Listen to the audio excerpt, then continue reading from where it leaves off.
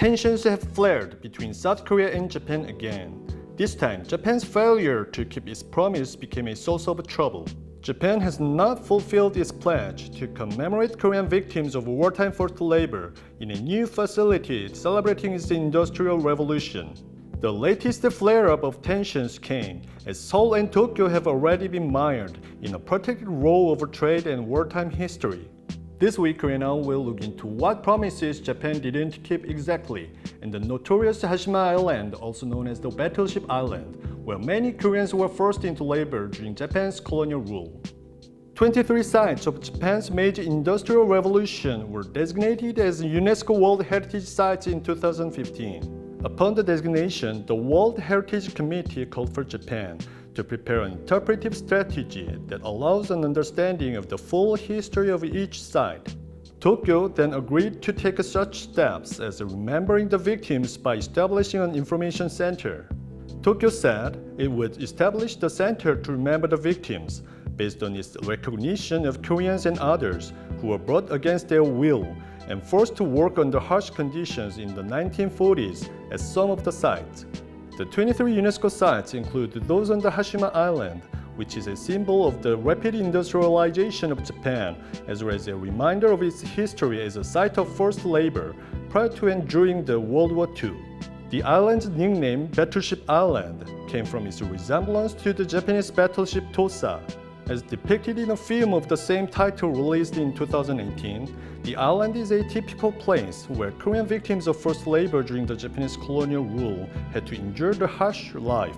During the Japanese colonial period, 33,400 Koreans were sent to work at Japanese steel mills, shipyards, and coal mines.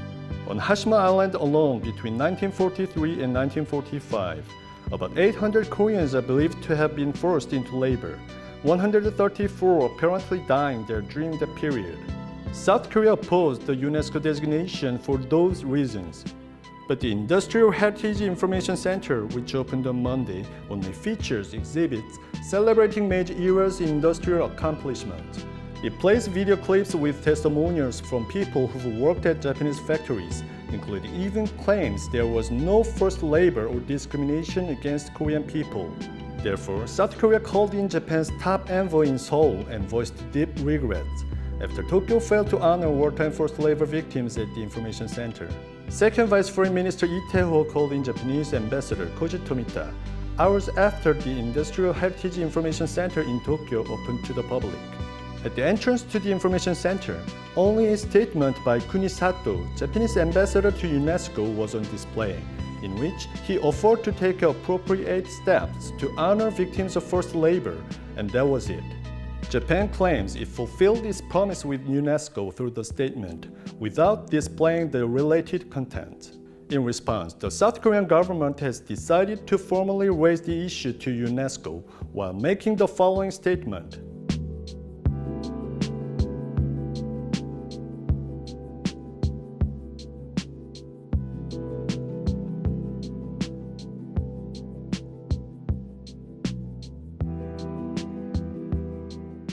What are your thoughts on this? Please let me know in the comments below, and thank you for watching Korea Now.